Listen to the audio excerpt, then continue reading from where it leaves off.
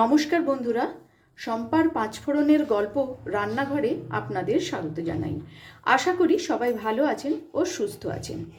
আজ আমি আপনাদের সাথে শেয়ার করব পূর্ববঙ্গের একটি বিখ্যাত রান্না, কাসন পোড়া ঝোল। আমি এখানে 3টি চারাপোনা মাছ নিয়েছি। আজ আমি এই চারাপোনা মাছেরই কাসন পোড়া ঝোল বানাবো। মাছগুলোতে প্রথমে আমি একটু হলুদ আর একটু লবণ মাখিয়ে নেব। আমি এখানে 1.5 চামচ সর্ষে একটু শুকনো খোলায় ভালো করে ভেজে নেব।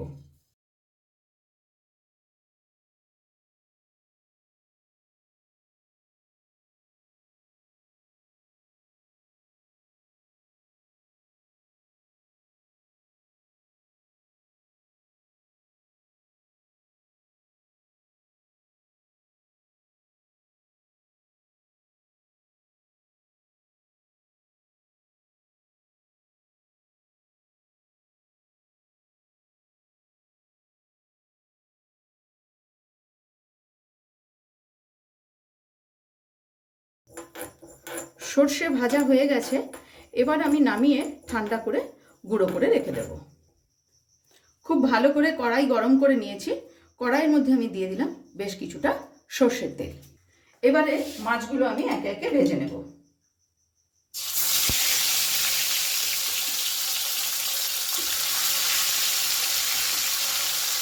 বেশ একটু লাল লাল করেই ভাজবো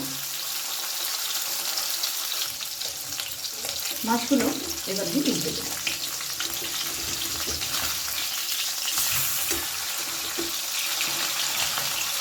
আমার রান্না যদি আপনাদের ভালো লেগে থাকে অবশ্যই ফলো, লাইক ও শেয়ার করে আমার পাশে থাকবেন। আর যারা আমার চ্যানেলটি এখনও সাবস্ক্রাইব করেননি তাদের কাছে অনুরোধ রইল চ্যানেলটি সাবস্ক্রাইব করে পাশে থাকা বেল আইকনটি অবশ্যই প্রেস করবেন, যাতে আমি কোনো নতুন রেসিপি দিলে আপনাদের কাছে নোটিফিকেশন পৌঁছে যায়। মাছগুলো ভাজা হয়ে গেছে, এবার আমি মাছটা তুলে নেব। আমি এই রান্নাটা শিখেছি আমার ছোট পিসিমণির থেকে। সাধারণত রুই কাতলা দিয়ে এই কাসন পোড়া ঝোল হয়, কিন্তু ছোট মাছ দিয়েও কিন্তু দুর্দান্ত লাগে খেতে। এখনও যারা বানাননি একবার এইভাবে ছোট মাছ দিয়ে বানিয়ে দেখতে পারেন।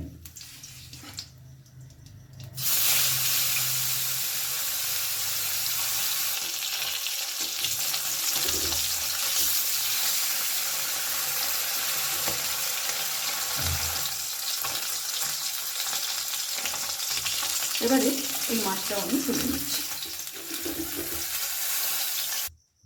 মাছ ভাজা তেলের মধ্যে সামান্য আর একটুখানি তেল আমি দিয়ে দিলাম। দিয়ে দেব 1/2 চামচ মতন কালো জিরে, আর দিলেন 3টে চেরা কাঁচা লঙ্কা।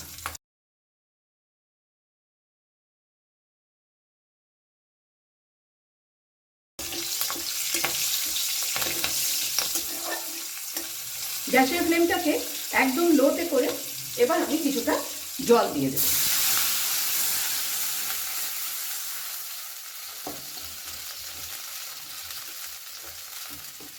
দিয়ে দেব হলুদ গুঁড়ো,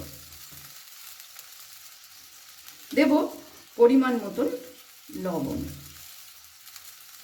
সামান্য একটু লঙ্কার গুঁড়ো আমি ব্যবহার করব। ভালো করে একটু ঝোলটা নেড়ে নেব।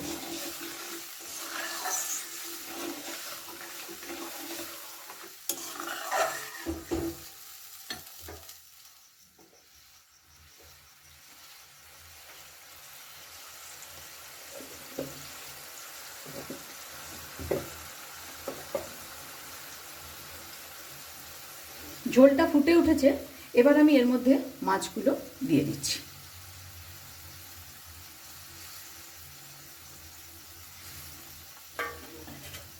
গ্যাসের ফ্লেমটাকে মিডিয়ামে রেখে আমি এটা প্রায় 2-3 মিনিটের জন্য ঢেকে দেব।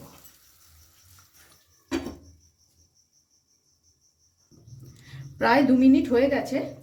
এবারে আমি এর মধ্যে দিয়ে দেব যে সর্ষেটা আমি ভেজে গুঁড়ো করে রেখেছিলাম, সেই গুঁড়ো সর্ষে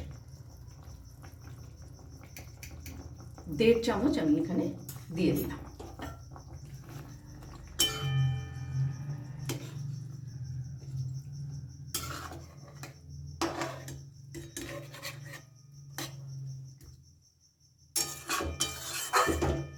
দিয়ে দেব কিছুটা ধনেপাতা কুচি। কয়েক সেকেন্ডের জন্য ঢেকে দিলাম, তারপর এটা আমি নামিয়ে নেব। খুব সহজেই এবং খুব কম সময়েই তৈরি করে নিলাম চারাপোনা মাছের কাসন পোড়া ঝোল। ভিডিওটি আপনাদের কেমন লাগলো অবশ্যই কমেন্টস করে জানাবেন। আজ তাহলে এই পর্যন্তই, দেখা হচ্ছে সামনের ভিডিওতে অন্য কোনো রেসিপির সাথে। ভালো থাকবেন, সুস্থ থাকবেন।